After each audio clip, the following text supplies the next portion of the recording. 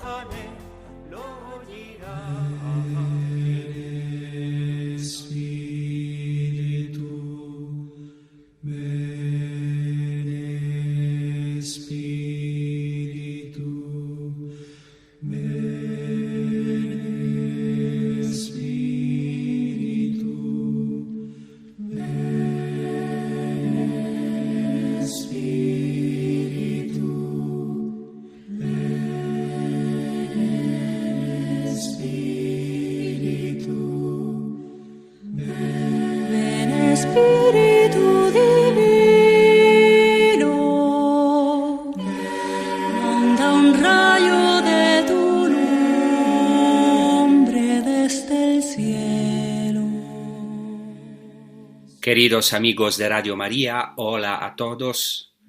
Después de haber tratado en los episodios anteriores la vida oculta de Jesús en la Sagrada Familia de Nazaret y luego la figura de San Juan el Bautista, el precursor, el amigo del esposo, hoy comenzamos a tratar la vida de Jesucristo, su ministerio público, y intentamos ir a las fuentes de nuestra fe, a las fuentes del bautismo de Jesucristo, de estas fuentes vivas del bautismo de nuestro Señor Jesucristo. En primer lugar, me gustaría proclamar la palabra del Evangelio de Mateo al capítulo 3, que dice así: Por entonces viene Jesús desde Galilea al Jordán y se presenta a Juan para que lo bautice.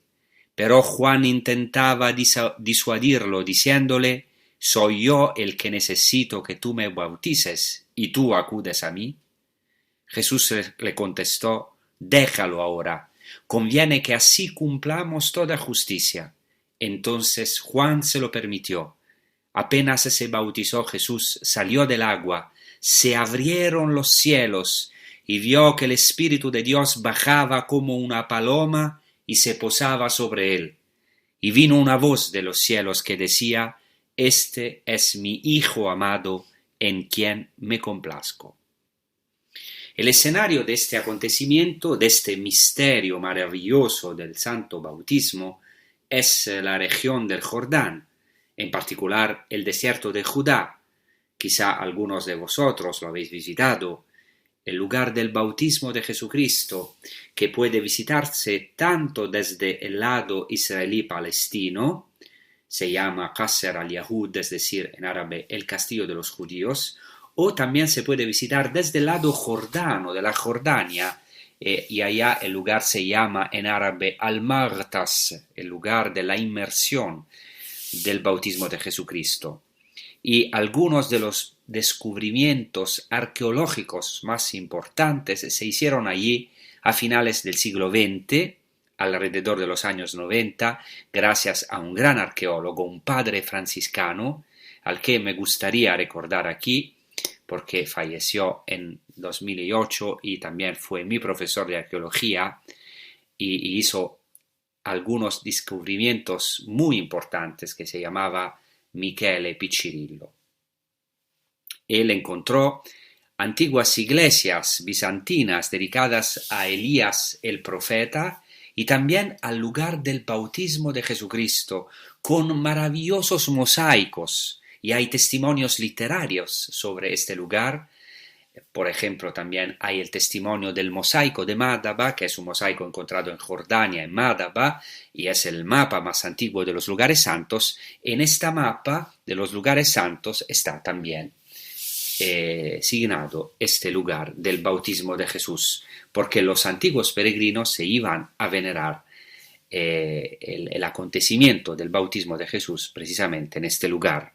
Entonces es un lugar bastante seguro, según la tradición, donde Jesús fue bautizado por Juan. Y lo que nos interesa ahora es el escenario de este bautismo, que, como ya he dicho, es la región del Jordán, del desierto de Judá, y aquí hay inmediatamente una cosa fundamental que debemos entender, y que cualquiera que haya podido visitar este lugar santo lo sabe bien. O sea que el punto donde, más o menos donde Jesucristo se bautizó, es el punto más bajo de Tierra Santa. Estamos a menos de 400 metros por debajo del nivel del mar. Y pensad, es el punto más bajo de todo el globo de la Tierra.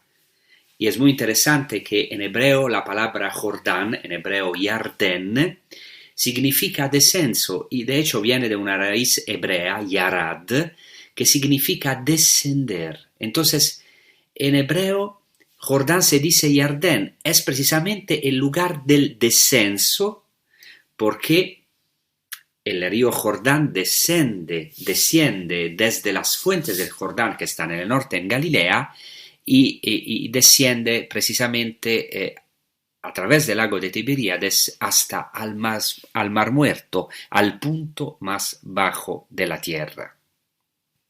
Entonces, el desierto y el río Jordán son lugares de fuerte evocación para el pueblo de Israel. El desierto recuerda claramente el acontecimiento del Éxodo y la cercanía de Dios en la dureza de este desierto, en la aridez de este desierto, como también sucede en nuestra vida. Muchas veces Dios nos lleva al desierto para hablar a nuestro corazón. El lugar del desierto es el lugar donde el pueblo ciertamente sufre, está en la aridez, pero al mismo tiempo es el lugar del matrimonio de Dios con su pueblo. Y esto lo podemos experimentar también nosotros a nivel existencial. En algunos momentos de nuestra vida hemos podido ver cómo el Señor ha estado cerca de nosotros, se ha unido a nosotros precisamente en los momentos más oscuros y de desierto, precisamente cuando hemos bajado al fondo, en la aridez, en la oscuridad del desierto, porque no hay lugar donde el Señor no pueda llegar con su luz. He aquí que el desierto recuerda precisamente el Éxodo, la cercanía de Dios en la dureza del desierto, y es también el lugar del segundo Éxodo, según los profetas. Por ejemplo, según el profeta Isaías, el lugar del nuevo Éxodo que tendrá lugar para el pueblo desde Babilonia y el retorno del exilio. Y el desierto en el Antiguo Testamento es también el escenario donde se implementa la predicación del primer gran profeta de Israel, que es Elías. El río Jordán también evoca claramente el paso final a la tierra prometida. El pueblo que llega del desierto se encuentra frente al Jordán, frente a un lugar llamado Galgalá, frente a Jericó, y está este paso descrito en el libro de Josué. Josué y todo el pueblo tienen que pasar el Jordán para entrar en la tierra prometida. Y si leemos el capítulo 3 de Josué, este pasaje se presenta como una gran liturgia, como una procesión, cuando los sacerdotes que llevan el arca de la alianza tocan las aguas del Jordán se separan y el pueblo puede pasar a la tierra prometida. La figura del profeta Elías, como he dicho antes, también está vinculada al río Jordán. Elías justamente repite el mismo milagro de la separación de las aguas del Jordán en presencia de su discípulo Eliseo. Elías golpea las aguas del Jordán con su manto de profeta y las aguas otra vez se abren y los dos, Elías y Eliseo, pasan a la tierra seca y así Elías puede pasar al otro lado del Jordán. Pero inmediatamente después Dios lo llevará de nuevo al otro lado, podríamos decir, al verdadero otro lado que es el cielo. De hecho, inmediatamente después de este cruce del Jordán, Elías asciende al cielo en la divina Merkabá. Merkabá es una palabra hebrea que significa carro, el carro de fuego. Aquí, en el río Jordán, para Elías los cielos se abren. Es necesario tener en cuenta todos estos detalles porque encontrarán su cumplimiento precisamente en el bautismo de Jesucristo, como ya voy a decir. Además, el profeta Eliseo, así discípulo del profeta Elías, ordena a un general del ejército sirio, el pagano Naamán el sirio, que se sumerja 7 veces en el Jordán porque estaba leproso, y así Naamán, que no quería sumergirse en este pequeño río comparado con los ríos, sus ríos de Siria, de Mesopotamia, pero cuando se va a sumergir en este río insignificante, porque no es un río que lleva mucha agua, y cuando Naamán obedece, allá queda curado de la lepra.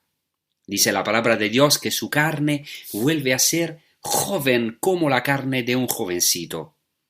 He aquí el lugar del bautismo de Jesucristo.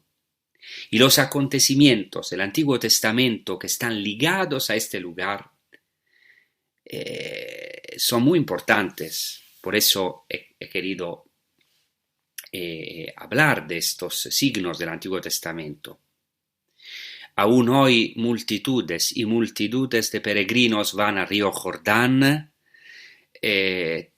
sea del lado de Israel, sea del lado del Jordán, para renovar el bautismo que todos hemos recibido. Es un momento muy fuerte para todos los peregrinos, uno de los más conmovedores, donde realmente descendemos a estas aguas y renovamos toda la riqueza que todos hemos recibido en nuestro bautismo. Así podemos ver esta palabra de Mateo que hemos recién proclamado. En el Evangelio que acabamos de proclamar, Jesús declara que es necesario que se cumpla toda la justicia. Cuando Juan el Bautista se queja y quiere impedir que reciba de él el bautismo, Jesucristo le da esta respuesta: déjalo por ahora, porque conviene que se cumpla toda la justicia. Podemos preguntarnos, ¿de qué justicia se habla?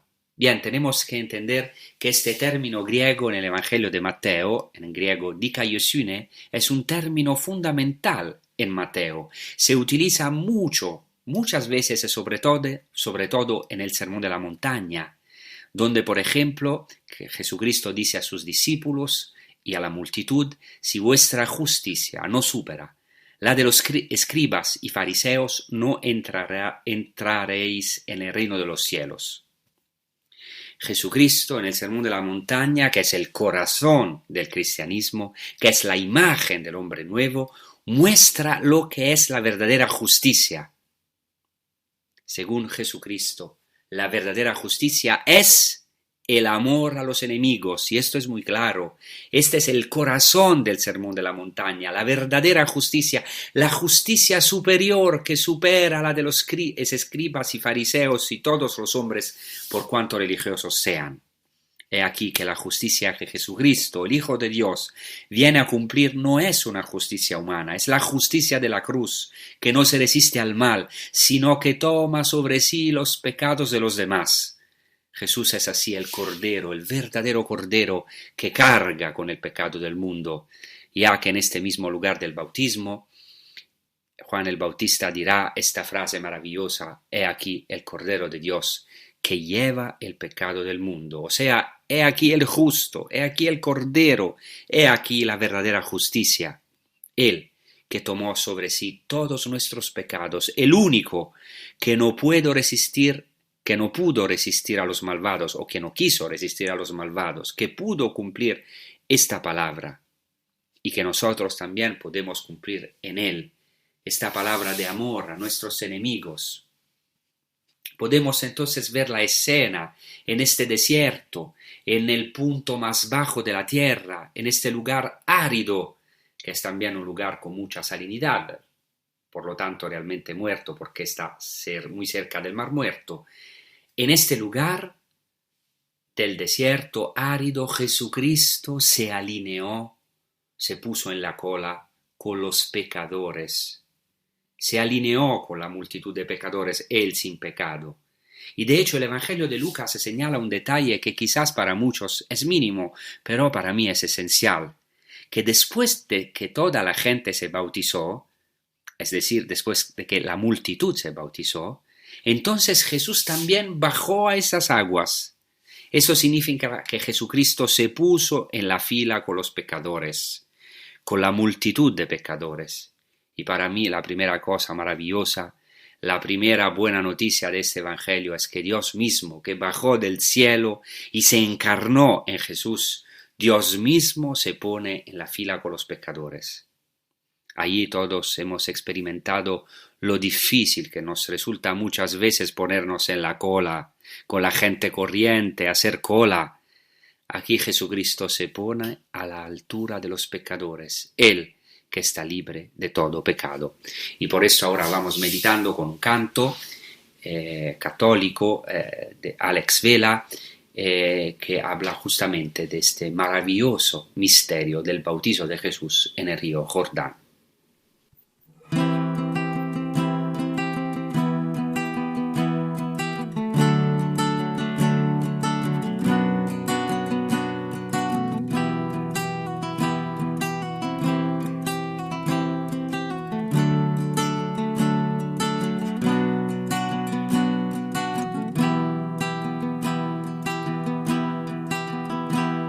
Detrás de mí viene el que puede más que yo,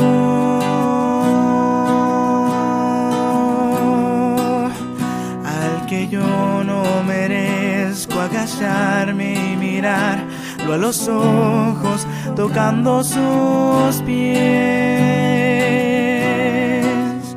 Mi Jesús estará en el Jordán, trayendo la paz a mi corazón. Es Jesús, el Hijo de Dios, que bautizará del Espíritu Santo.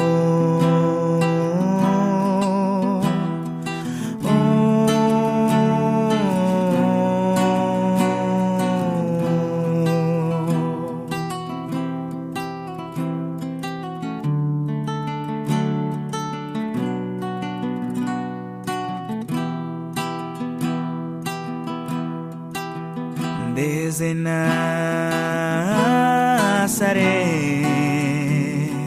vino el que puede más que yo.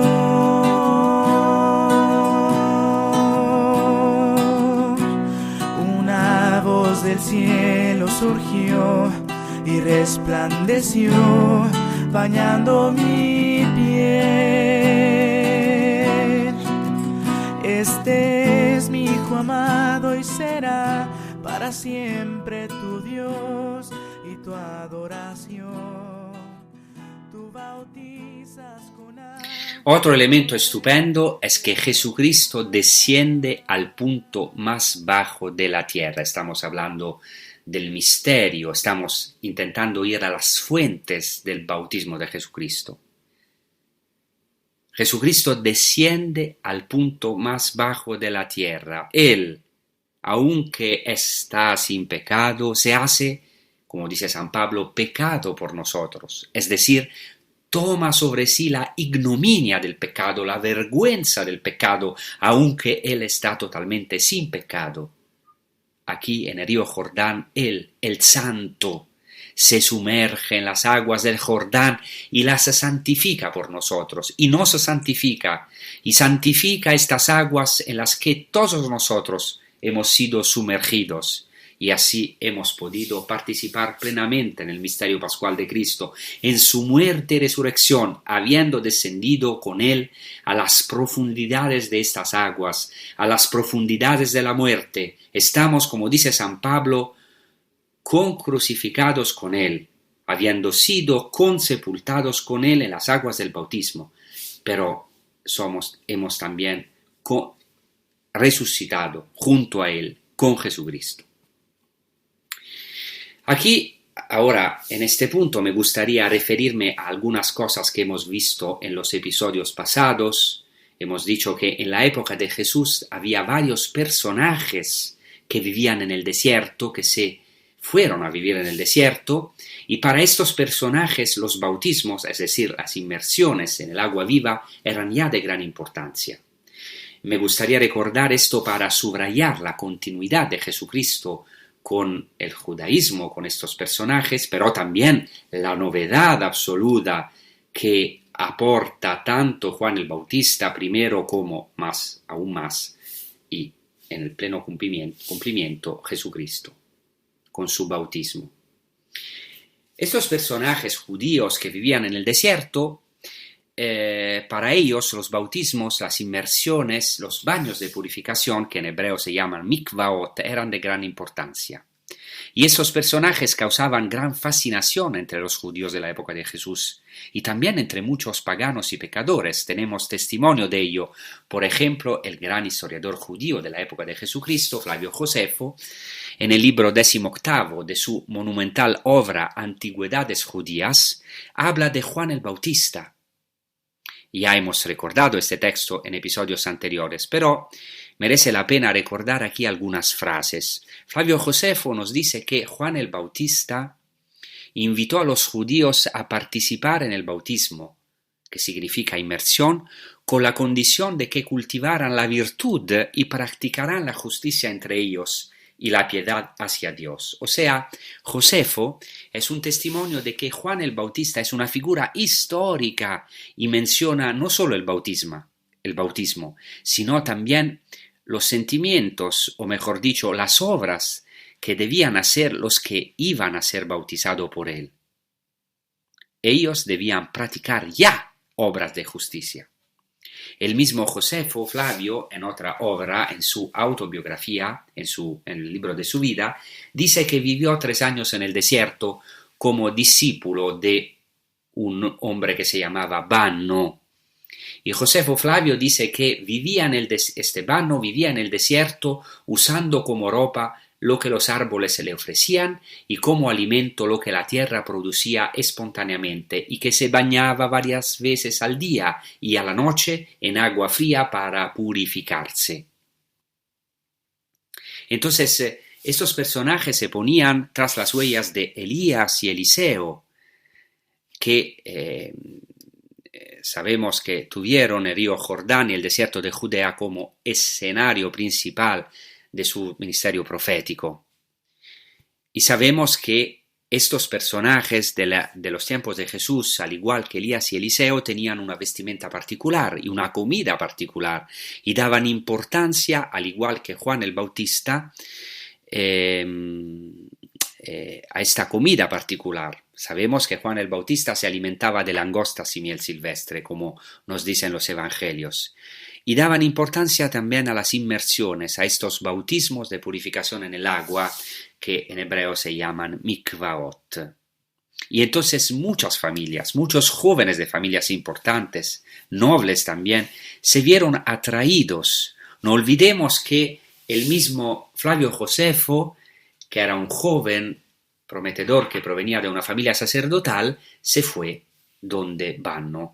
Por eso esto es importante como trasfondo del bautismo impartido por Juan.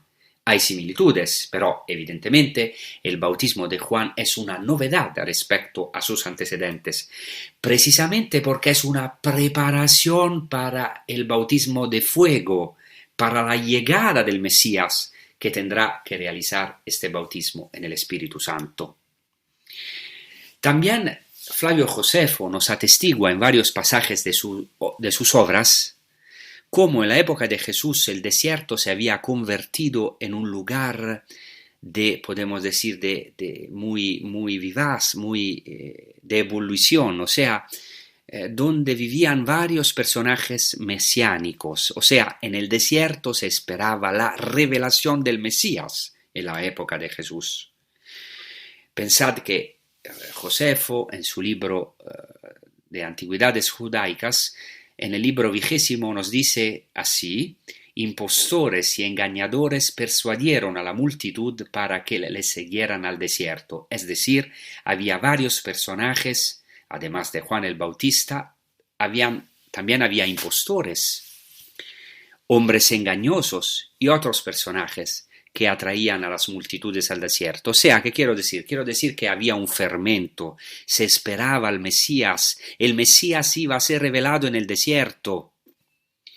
Tenemos el testimonio también en el Nuevo Testamento, en los Hechos de los Apóstoles, se menciona a un egipcio que llevó a más de 4,000 hombres al desierto. Esto es histórico. Así que había multitudes alrededor de Juan el Bautista. Esto es histórico. Y participaron, cosecharon los frutos de su ministerio. Y así, en este contexto, podemos situar el ministerio de Juan y el bautismo de Jesús precisamente en estas grandes multitudes que iban a bautizarse y la fortísima expectativa del Mesías que tenían estas multitudes. Porque, como en el Antiguo Testamento Dios se había revelado en el desierto, así en el Nuevo Testamento se esperaba la revelación del Mesías, del nuevo Moisés, en el desierto, precisamente en el desierto, para llevar al pueblo a un nuevo éxodo. También es interesante hacer mención entre esos personajes que vivían en el desierto, a la comunidad de Qumrán. Qumrán es un lugar que se encuentra a pocas decenas de kilómetros del lugar del bautismo de Jesús, donde en el 1947 se hizo uno de los mayores descubrimientos arqueológicos. Sabemos que han encontrado escritos que seguramente tienen que ser anteriores a la destrucción del templo, al 70 después de Cristo, y estos escritos nos han dado una información muy importante sobre el ambiente judío en la época de Jesús y los primeros apóstoles. Los hombres de Qumrán, como sabemos, se instalaron en el desierto de Judá para cumplir el oráculo profético de Isaías 43, que dice: una voz grita en el desierto, preparad el camino para el Señor, despejad la estepa, el camino para nuestro Dios. Un texto que es muy importante, la preparación del camino del Señor en el desierto. Y los hombres de Qumrán vivían y querían expresar esta palabra en sus vidas, buscar a Dios, esperar al Mesías en el desierto. Y sabemos que Juan el Bautista es precisamente el cumplimiento de todas estas expectativas que tenían estas figuras en el desierto. Y Jesucristo es el cumplimiento definitivo de todo esto. Entonces, para un grupo que se llamaba los esenios y para los hombres de Qumrán, los bautismos eran de extrema importancia, como nos refiere Josefo otra vez. Sabemos que, según lo que se dice también en los textos antiguos, estos esenios se ceñían con una tela de lino y se lavaban el cuerpo con agua fría. Sabemos de algunos textos de Qumrán que se vestían de una túnica blanca después de la inmersión de un bautismo que se llama mikvah en hebreo, y solamente después de esto eran admitidos a la comida sagrada de la comunidad, y el sacerdote tenía que bendecir el pan. Es una similitud muy clara a la Eucaristía, aunque la Eucaristía tiene toda una novedad absoluta también. Entonces, estos discípulos de la comunidad de Qumrán, que eran judíos, tenían que prepararse durante un año y al final se les daba una túnica blanca de lino. Y para entrar en la comunidad tenían que hacer un bautismo, un baño de inmersión. Todo esto lo confirman los textos de Qumrán, donde también vemos una conexión especial entre la conversión, la inmersión y la acción del Espíritu. Entrar en la comunidad de Qumrán significaba entrar en una berit teshuvah, en un pacto de conversión. Se dice en hebreo berit teshuvah, un pacto de conversión, de retorno a Dios. Y también en la comunidad de Qumrán, como en el bautismo de Juan, se le daba gran importancia a la confesión de los pecados. El Evangelio nos dice que venían a confesar sus pecados a Juan y a ser bautizado por él. Obviamente hay que destacar siempre que Juan el Bautista no solo está en continuidad con esta comunidad de Qumran, sino que constituye una novedad total y no sabemos si él conocía la comunidad de Qumran, pero esto es todo un trasfondo que nos puede ayudar a entender Juan como figura histórica y a profundizar el significado profundo de la novedad en Cristo. Antes de intentar entrar en este evangelio más y ver también la importancia de este acontecimiento del bautismo de Jesús para nuestra vida, me parece importante, además de los textos de Qumran, citar lo que dice la tradición judía rabínica sobre estas inmersiones y baños de purificación. Aquí no puedo, claro, voy a decir algunas cositas solamente. Incluso la tradición rabínica da gran importancia a estos bautismos que se llaman mikvaot, en el singular mikva o mikve. Para los judíos son esenciales los baños de purificaciones, los bautismos, no de una vez y para siempre como nosotros, como el bautismo cristiano, porque claramente nuestro bautismo es algo evidentemente nuevo, es una inserción en Jesucristo, en su muerte y resurrección, que nos da de ser hijos de Dios, la filiación divina, por lo que se hace una vez para siempre. Pero me gustaría citar solo 2 textos relativos a estos mikvaot, a estos bautismos que hacían los judíos, que entre otras cosas están confirmados por la evidencia arqueológica, porque en estos años, especialmente los más recientes, se han encontrado una gran cantidad de baños de purificación y se siguen encontrando una gran cantidad de estructuras que se llaman al singular mikva o mikve, al plural mikvaot, baños de purificación de los judíos, que son de la época de Jesús. Entonces me gustaría citar 2 ejemplos de los textos judíos sobre estas mikvaot, estos baños de purificaciones. En un texto hebreo llamado Mishnah, que recoge las antiguas tradiciones orales judías, se dice así: se dice que Rabbi Akiva, uno de los más grandes rabinos, decía así: bendito sea Israel, ¿ante quién te purificas? ¿Quién es el que te purifica? Vuestro Padre que está en los cielos, como se dice, derramaré sobre vosotros agua pura y seréis purificados. Y también se dice, el Señor es la piscina de Israel, o el estanque de Israel, como dice, abandonarán al Señor el manantial de agua viva. Aquí hay una interpretación muy importante que está tomada del libro del profeta Jeremías, de un versículo en particular que es Jeremías 17:13, donde se dice, oh esperanza de Israel, Señor. Es decir, el Señor es llamado esperanza de Israel, y este término en hebreo es el término mikve, que significa tanto esperanza, entonces es una buena traducción, esperanza de Israel, o Señor, esperanza de Israel, pero se puede traducir también baño, inmersión, baño de purificación. O sea, se puede decir, oh esperanza de Israel, oh Señor, esperanza de Israel, o también, oh Señor, estanque de Israel.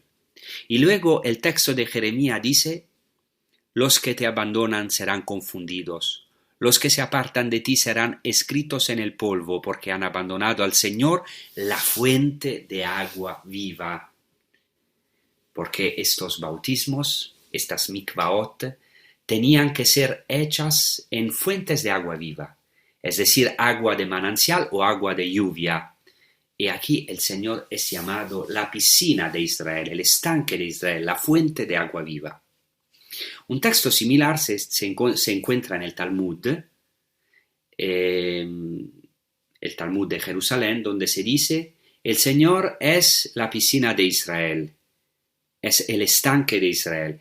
Como el estanque ritual purifica a los impuros, así también el santo, bendito sea, purifica a Israel. Entonces, ¿quién es esta fuente de agua viva? ¿Quién es esta piscina? Estamos aquí precisamente en estas transmisiones llamadas a las fuentes de la fe en Tierra Santa. Aquí la verdadera fuente es Dios mismo. Llegados a este punto y vistos estos antecedentes, necesario para una comprensión más profunda del acontecimiento del bautismo de Jesucristo, ahora podemos entrar, por cuanto posible, precisamente en este misterio del bautismo. Cuando Jesús se levanta del agua, los cielos se abren. Así lo señalan los 3 evangelios sinópticos, es decir, Mateo, Marcos y Lucas. El evangelio de Marcos utiliza un verbo muy expresivo. El evangelio de Marcos es un evangelio de colores fuertes, tiene expresiones muy fuertes. Y en cierto sentido utiliza un verbo tremendo, dice que los cielos se abren, y esto se refiere al grito del profeta Isaías, que dice una frase misteriosa, refiriéndose a Dios: «Oh, si quisieras rasgar los cielos y descender». Y este grito, este deseo en Jesucristo se cumplió al pie de la letra. Los cielos se rasgaron. Lo que ahora celebraremos, lo que celebramos nosotros en el bautismo, en el Adviento también, donde Isaías dice también en otra parte de su libro: «Oh cielos, lluevan de lo alto y las nubes hagan llover justicia». He aquí que esta agua viva que bajó del cielo es el Mesías mismo. «Oh cielos, lluevan de lo alto». Isaías hace este grito, se atrevió a hacer este grito: «Oh, si quisieras rasgar los cielos y descender». Pero ciertamente profetizó. ¿Quién podría haber imaginado que el misterioso plan de Dios sería tan maravilloso que esta palabra se cumpliría al pie de la letra? El Señor ha rasgado los cielos se rasgaron y la salvación descendió para nosotros. Ahora vamos a meditar con mucha gratitud al Señor, vamos a rezar con un canto precisamente que habla del bautismo, de este Espíritu que nos bautizará.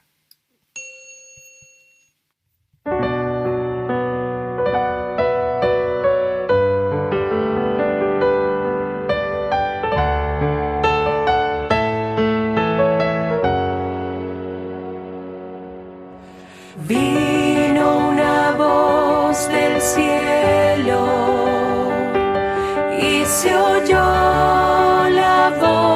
del Padre. Este es mi Hijo, el amado, escuchadle.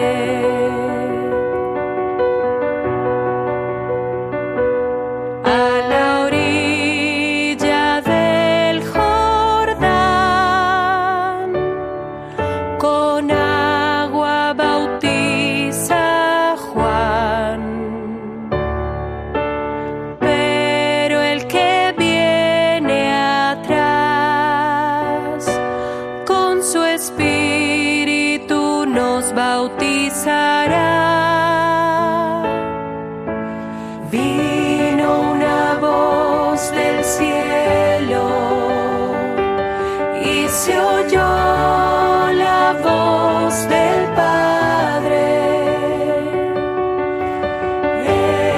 Este es mi Hijo, el amado, escuchadle.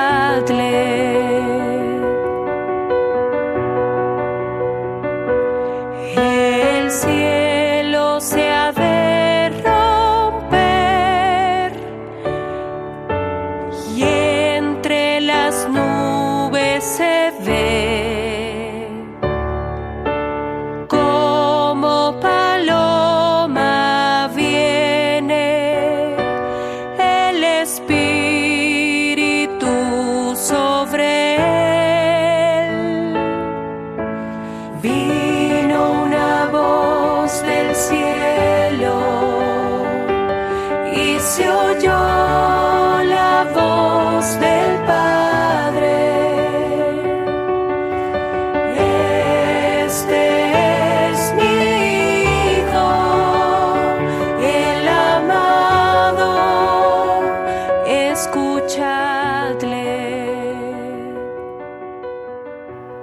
Entonces la salvación descendió para nosotros.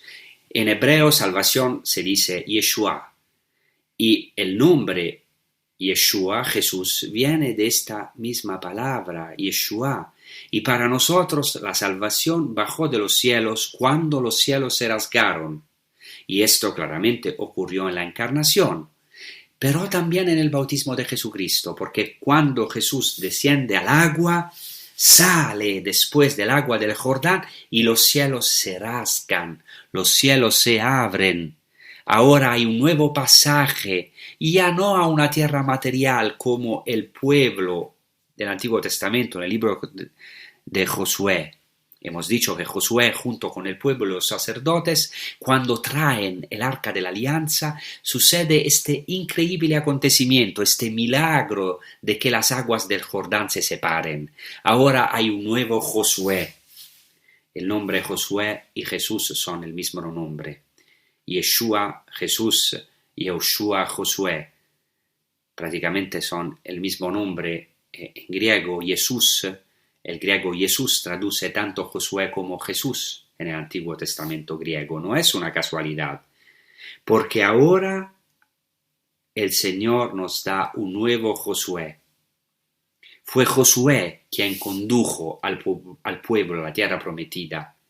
Y cuando el pueblo pasó, se separaron las aguas del Jordán. Ahora en el Nuevo Testamento hay un nuevo Josué.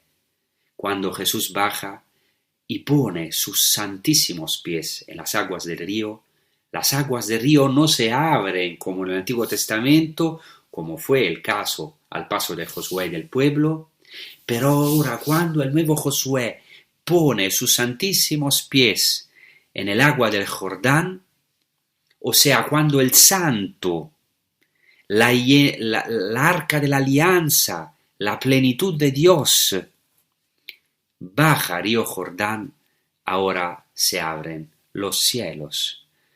Hemos dicho que cuando los sacerdotes llevaban el arca de la alianza en el libro de Josué, que es el lugar de la morada de Dios, de la presencia de Dios, de la Shejinah de Dios con el pueblo, las aguas del Jordán se abren, y esto el Salmo canta este milagro impresionante del Antiguo Testamento, cuando dice que tienes el mar para huir, y tú, Jordán, ¿por qué te vuelves? ¿Por qué vosotros los montes saltáis como carneros, y vosotros los montes como corderos de un rebaño? Tiembla, oh tierra, ante el Señor que viene.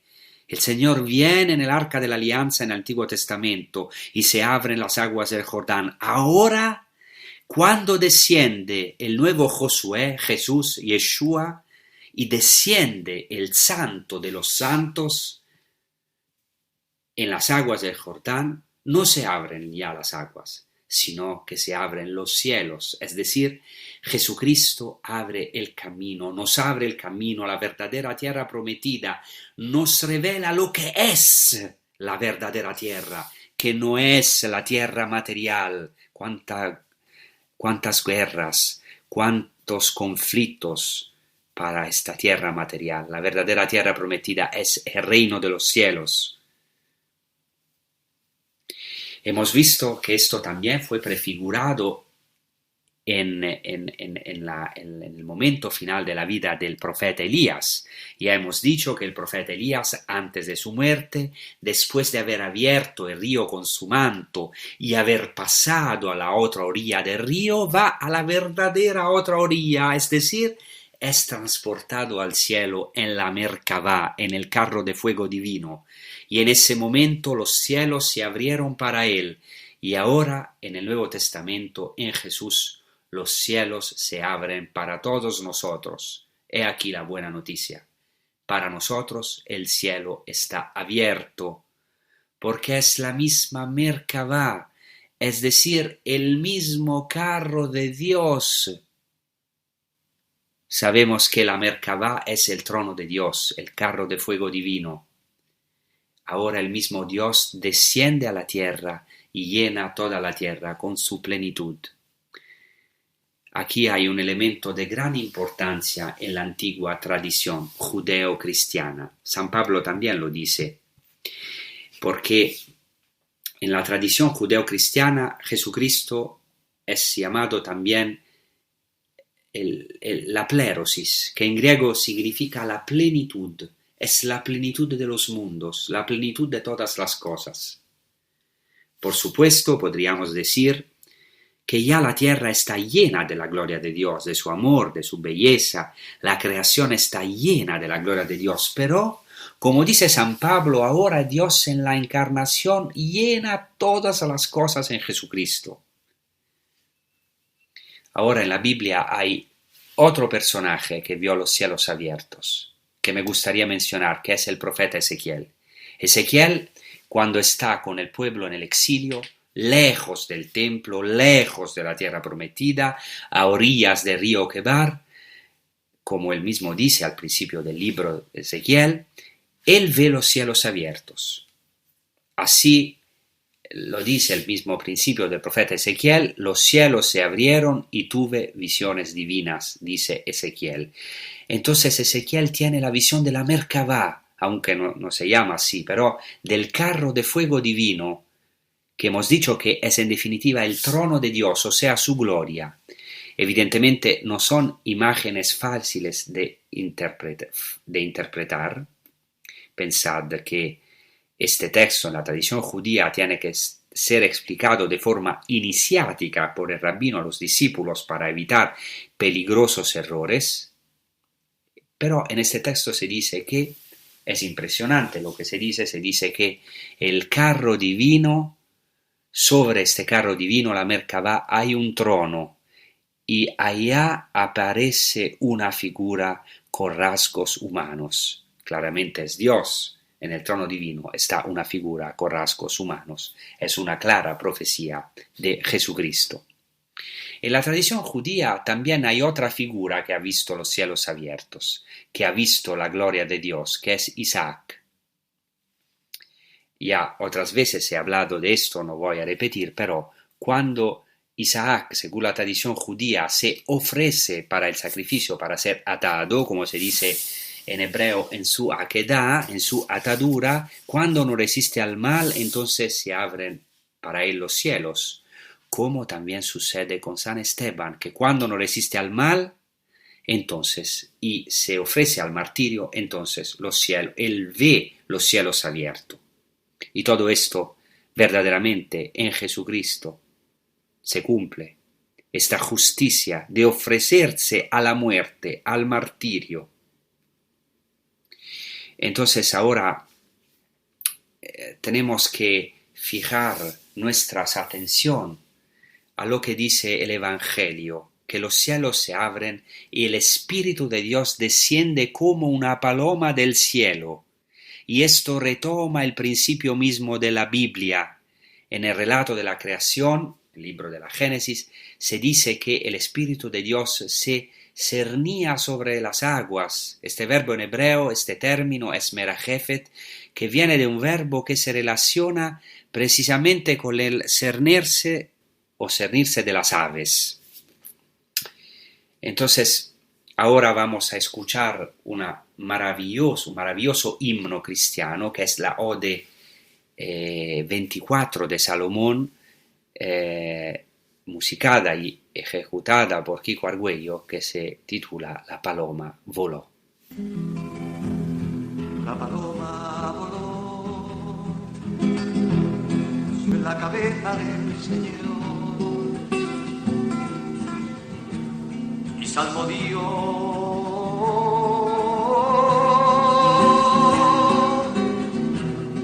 sobre él.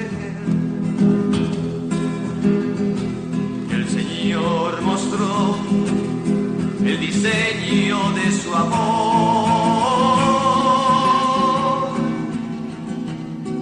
diseño de arte inefable para cada hombre.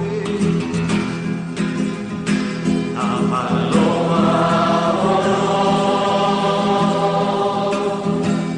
sobre la cabeza del Señor y salmodió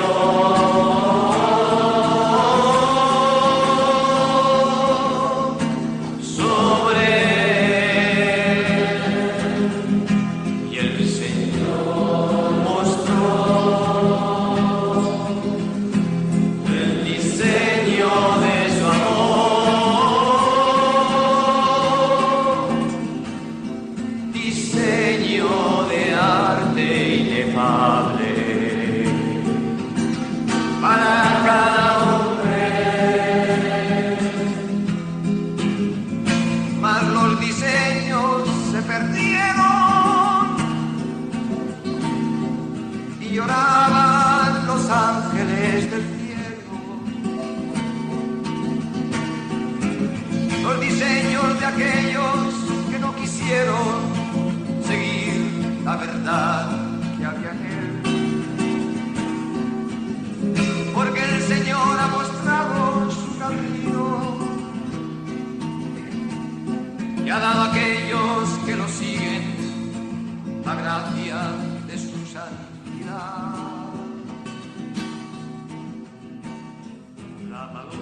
Después de haber meditado con este canto, ya al final de nuestra transmisión queremos fijar nuestros ojos en esta paloma. La paloma en la tradición judía es símbolo del Espíritu Santo, símbolo del Espíritu Santo. Y en el texto del Talmud se dice que el Espíritu de Dios revoloteaba sobre las aguas, como una paloma se cierne sobre sus hijos. Paloma se dice en hebreo Yoná, y en el Targum, al Cantar de los Cantares, se dice así, interpretando la frase se oye la voz de la paloma, se dice que esta es la voz del Espíritu Santo. Entonces la paloma es imagen de Israel, es símbolo de Israel, pero también del Espíritu Santo. Entonces, como dice el Evangelio, se abren los cielos y desciende el Espíritu Santo, y hay una voz del cielo que dice: este es mi Hijo el amado, en quien me complazco. La voz del cielo, al descender el Espíritu Santo, indica al Hijo, el siervo, sobre el que se derrama el Espíritu Santo. Y aquí todos nosotros oímos esta voz: tú eres mi Hijo amado, este es mi Hijo amado, en quien me complazco. Esta voz ha sido proclamada también para nosotros en nuestro bautismo, porque hemos sido insertados en Cristo. En el bautismo nos hemos hecho uno, el Dios nos ha hecho uno con Él. Hoy para todos los bautizados existe esta posibilidad de escuchar esta voz que dice: tú eres mi Hijo amado, en ti me complazco. En el bautismo todos somos hijos de Dios. Ya no somos esclavos, como dice San Pablo, sino que somos hijos. Y si somos hijos, también somos herederos, herederos de Cristo, herederos de Dios. Y de verdad, Jesucristo, en este descenso al río Jordán, se vacía. Esta es la kenosis de Dios. Es algo de maravilloso. Ya sabéis que los musulmanes cantan esta frase: Allahu Akbar, Dios es el más grande. Es cierto que Dios es el más grande, incluso para nosotros, los cristianos, pero podemos decir que esto es solo el 50% de la verdad, porque falta el otro 50%. Nosotros proclamamos que Dios es el más grande, pero también que Allahu Asghar, como se dice en árabe, Dios se hizo el más pequeño. ¡Qué maravilla el cristianismo! Dios en Jesucristo se hizo el más pequeño de todos, porque bajó en el punto más bajo de la tierra, hasta el fondo de nuestro abismo, de nuestro desierto, hasta lo más bajo de nosotros mismos, donde tantas veces no podemos mirar. Se hizo siervo, se hizo cordero. Alegrámonos entonces. Nosotros también con Él podemos ascender. Podemos experimentar esta plerosis, esta plenitud.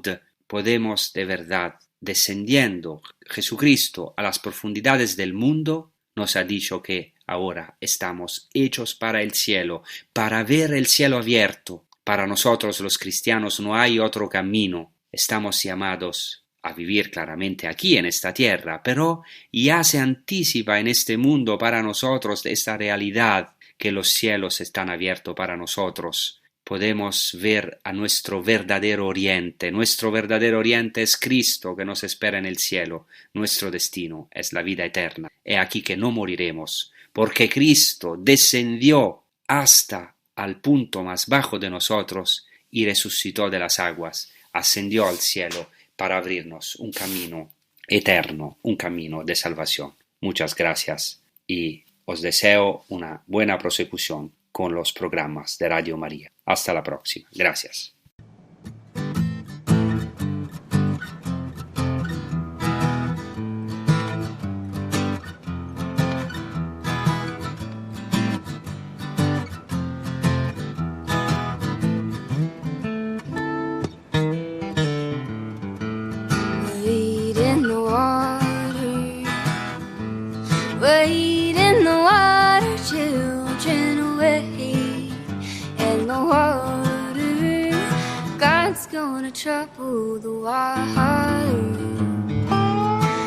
There's a young girl dressed in red, wade in the water. Must be the children that Moses led. God's gonna trouble the water. Wade in the water. Wade in the water, children, away.